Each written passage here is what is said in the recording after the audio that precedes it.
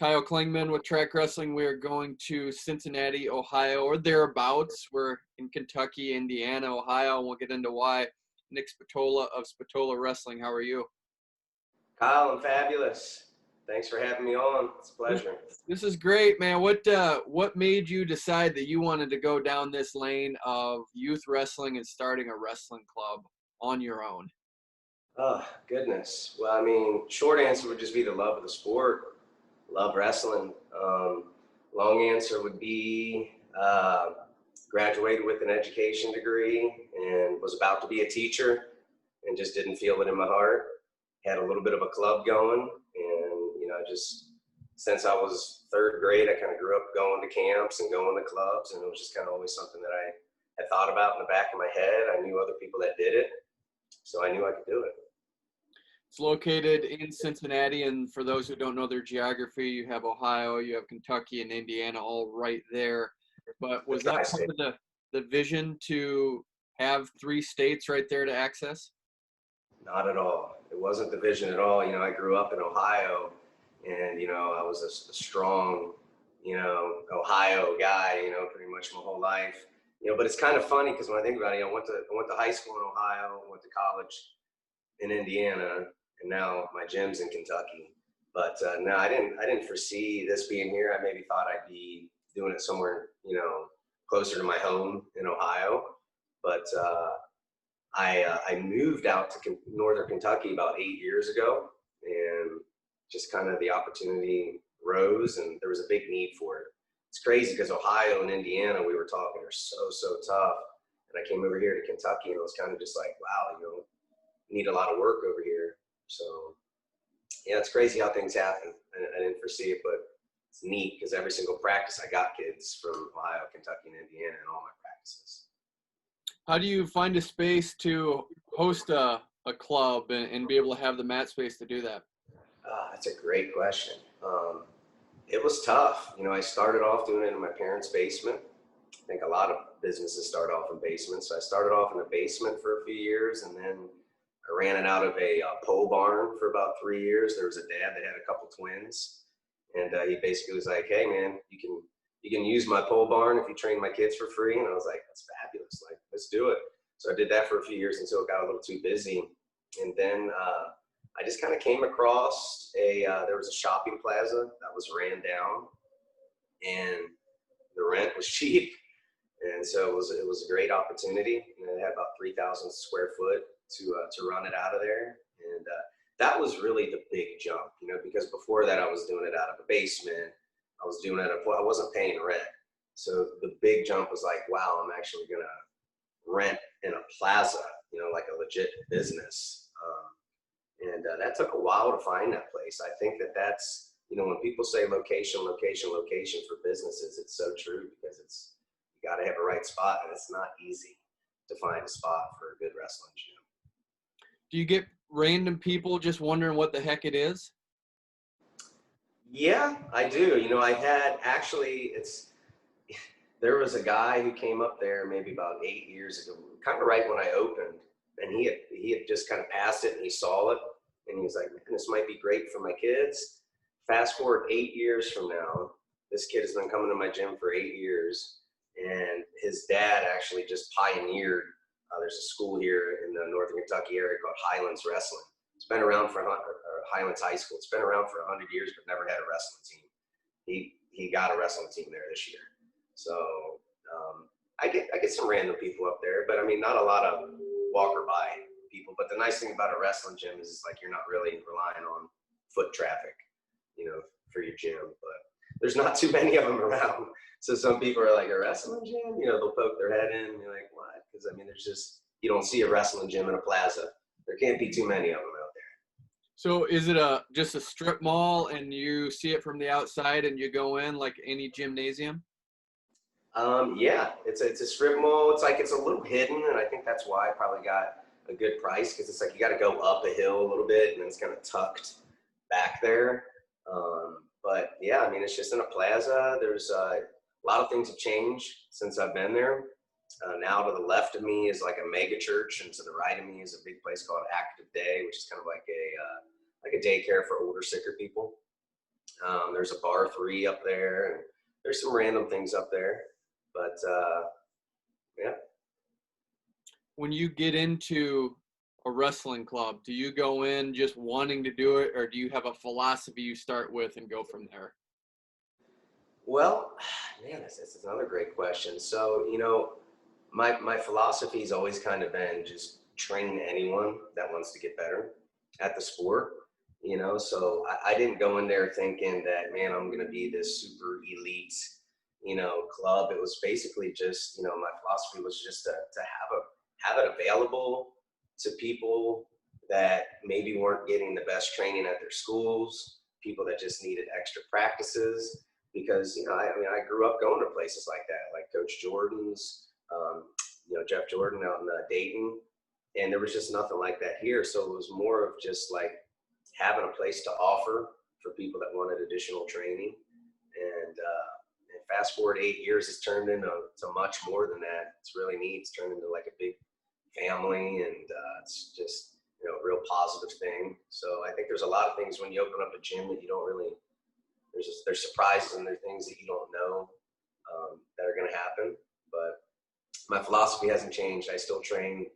My practice yesterday had a 5-year-old kid that I think it might have been his second practice ever, and then I had college kids in it, and everybody in between. And I think my gym's a little bit unique like that you're going to get a real mixed bag of nuts every single practice in there. There's a narrative out there about keeping youth wrestling fun, that it's about Right. growth, that it's about learning, yet you see some of the execution with parents where it is pressured about winning. You want those championships when you're 7 or 8. Does that message reach those parents that it should be about growing and learning? It does. I mean, that's a huge message of mine. That's also one of the greatest challenges, though, because it's like you got to balance that. I think that there's almost got to be a little both of that. There's got to be, of course, having fun, growth.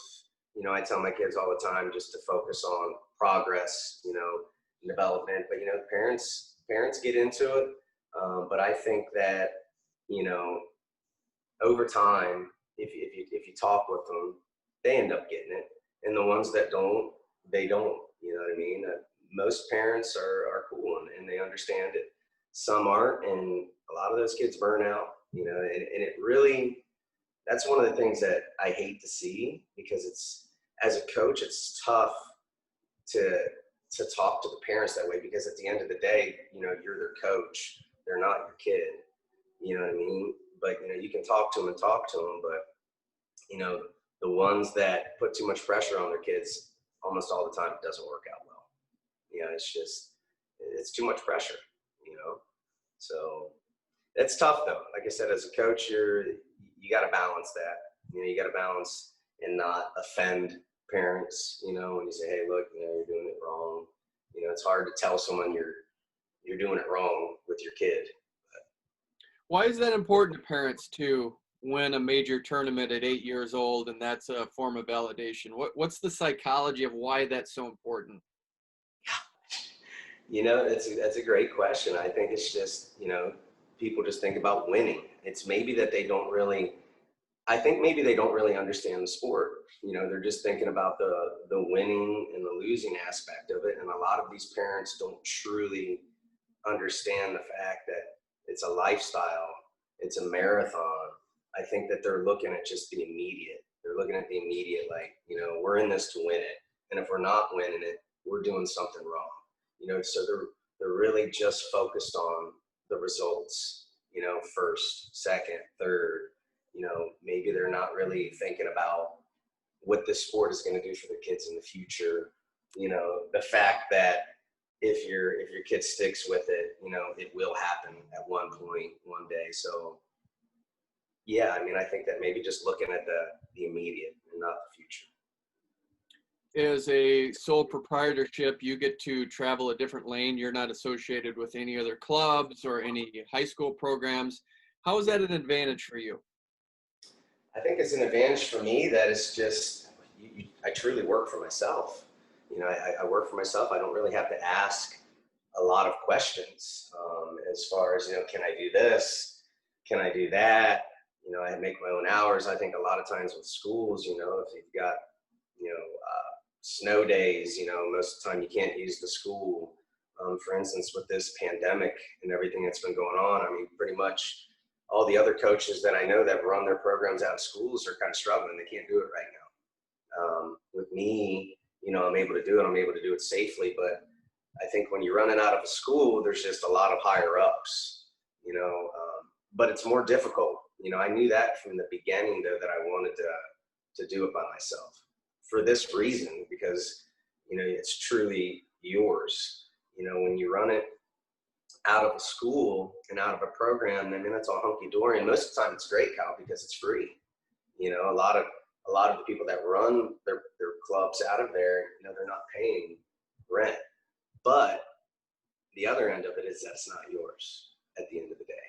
So I think the benefit of mine is that it might cost a lot more, but it's mine. And to me, that's a peace of mind right there, especially when you're doing it full time, like I'm doing it. I mean, this is my full-time business, so I can't really rely on, an athletic director or a principal saying, you know what, we can't let you use the gym the next couple of weeks. We've got dance or we've got a school function or something like that. So yeah, it's been challenging, but rewarding at the same time, just like wrestling. How do you keep those things in mind that most employees or employers have, whether it's retirement or health insurance? How do you do that as a sole proprietor? Just save. I save my money real well. You have Roth IRA accounts, and I do well. My business has been growing every single year for about 8 years now. So you might not have that job security as far as retirement and things like that, but I think as a business person, if you save your money and you do things right, you should be okay. What I'm looking at doing for my next step is owning the building. I've been renting for 8 years now, and it's worked out fabulous. But I've kind of come to the point now where I'm like, okay, I'm ready to take that next step. It's always been steps for me, the basement to the pole barn to the plaza, and now hopefully if I can find it, a nice building. But it's hard to find a nice building with 30 or 40 parking spaces right here in the tri-state area. It's but it exists. It's out there. You just got to be real patient for it. And I think that's been another big part of what's helped me over time is just knowing what you want and being patient. I think a lot of people pull the trigger too quick on things. If you really, really want something, you just got to be patient for it. I learned that through wrestling. I mean, you're not going to win a state championship in a year. If you want a high goal, it might take a few years to get where you need to be, but you got to be patient for it. And then you have a major tournament too. Does that help your club and help subsidize what you do? Oh gosh, yeah, absolutely. So that helps a lot. It's a big piece of the puzzle. And kind of getting back to your question a little bit ago, as far as the retirement and planning, I mean, I think the tournament is something that I can see going for 20 years down the road if I still want it to happen. The tournament's grown from about 100 kids to we had 650 last year. The tournament business is a lot of fun. It's rewarding. But yeah, that's definitely a piece of the puzzle. That, camps, a lot of private lessons, group lessons. So it's quite a few things in there. How hard is it to pull off a tournament? Very hard. Okay, it's always very hard. This year it's even more harder. With just trying to keep it safe and follow regulations and everything like that. But the tournament business has been so exciting. I mean, getting into it. I mean, there's so many pieces you got to put together to run a great tournament. But we've been doing a real nice job with it. But it's difficult. It's very challenging to run a successful tournament where everything kind of runs smooth. It takes a lot of help, a lot of volunteers. But it's turned into this really cool thing that a lot of times is kind of gets everybody together. All my past friends and wrestling people kind of all come together for this tournament, get together and help out. So you make a lot of trips to Japan, and you're connected with that wrestling culture. What is Japanese wrestling culture? How is it different than how we execute it in the United States? goodness, I think the Japanese are they're so technical, and they're just workhorses. I think, as far as is different, I mean, I don't know how different it is, Kyle. I mean, they train, super, super hard. I mean, they're technicians, just like we are. But, I think the Japanese, I think, have always kind of been known for being super technical and accurate. And I think that's just the fact that they're almost neurotic, with the way they drill. And if you look at a lot of their businesses, even if it's not just wrestling, they'll check it twice, they'll check it 3 times. They want to be perfect with their technique. But the people I work with in the school I work with, St. Mary's International, their kids are not like spectacular athletes, but my goodness, they're just super hard workers. They value education. So as a teacher, when you're teaching them, I can see a difference. Not to say that my kids here don't pay attention and focus, but I think it's at a higher level over there. They want to get it right. They take it personal when you're showing them technique. Sometimes the kids here, you'll show it to them and they'll kind of shrug it off. But it's a neat culture over there. That's for sure. I'm very blessed to be able to go over there and learn, Japanese wrestling. Is fun part of the narrative for their culture? Just the way you described it, it sounds like it's very regimented. Is fun part of it? Man, I don't really think that's a problem. The problem is there's not a whole lot of fun in there. And most kids don't make it all the way through. I was talking with one of the coaches over there. It's like, if you decide to wrestle in Japan, it's all year round, every day. It's like there's no seasons for Japanese youth wrestling. So if you're a kid, say you're a kid and you start in 2nd grade and you decide you want to wrestle, it's every day, the whole year, no break. So most kids don't make it through, and, if you get good, you end up going to a school, almost like a wrestling boarding school. So I think that's, if you look at the numbers as far as youth wrestling and like kid wrestling in Japan, I think it's slim to none. And I think that's one of the reasons, is that there's probably not a whole lot of fun in the wrestling system in Japan. Thinking about how successful the women are, just the way you've described it, the one thing that I've noticed when you watch them is they just do not get rattled. They do not get out of their stance and where they need to be. Is that a product of that system? 100% discipline. They're extremely disciplined over there. So I think, sometimes I use that word in my wrestling room, that is a big word with the sport. You got to be disciplined to not come out of position. You got to be disciplined with your training, and I think that's a huge part of their culture, is discipline. So yeah, and if you look at their technique too, the Japanese women, it's like bullseye technique. It's like, when they pull the trigger, it's perfection a lot of time. What's your timeline on getting your own facility for your club? I wish I had it yesterday. I've been looking. It's one of the really hard parts, as I was mentioning before, is finding a good spot. I'm looking at spots almost every day. I got multiple realtors looking. People say it's a good time to buy right now, but haven't found it yet.